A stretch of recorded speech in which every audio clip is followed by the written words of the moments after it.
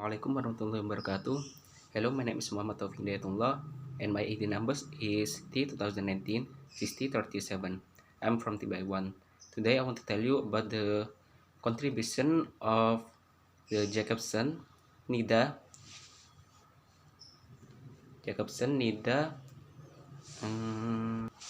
Newmark, and Kuller. First is Jacobson.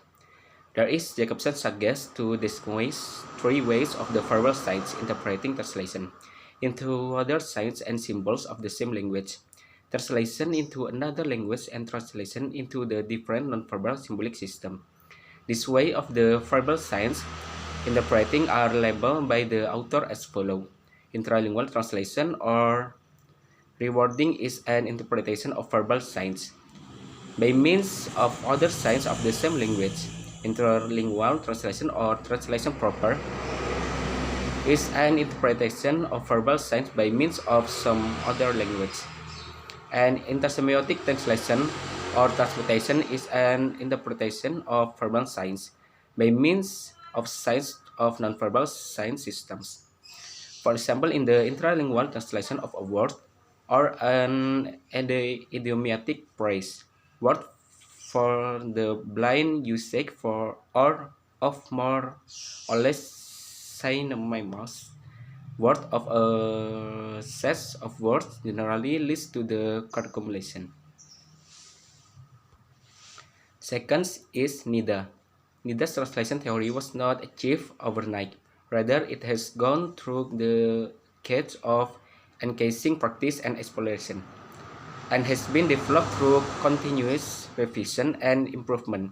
Nida is good at summing up experience from practice, depending into theory, and then welding practice with theory.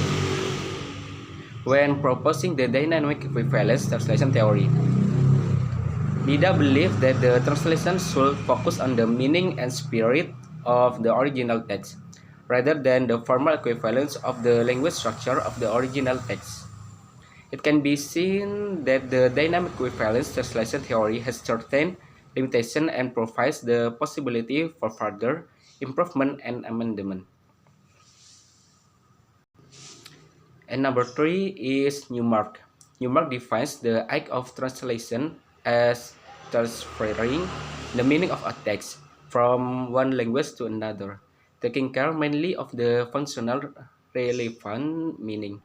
For him, if the theory of translation insists on discussing the topic of equivalence, it will be text-to-text equivalence and not simply word-to-word. He distinguishes types of text and types of words in the text. Newmark's own major contribution of translation is the communicative translation versus semantic translation. Difference between communicative translation and semantic translation in theory. There are only two methods of translation: communicative translation and semantic translation. And number 4 is Kuller. Kuller's contribution to the field of translation study is acknowledged for bringing into translators' attention first type and ways in which the fashionable syndrome of equivalence may be achieved. Kuller distinguishes 5 different types of equivalence. Number 1 is denotative equivalence involving the extra-linguistic content of a text. 2. Connotative equivalence relating to lexical choice. 3. Text normative equivalence relating to the text types. 4. Pragmatic equivalence involving the receiver of the text or message. And finally, 5. Formal equivalence relating to the form and aesthetic of the text. So that is what I tell you about. Assalamualaikum warahmatullahi wabarakatuh.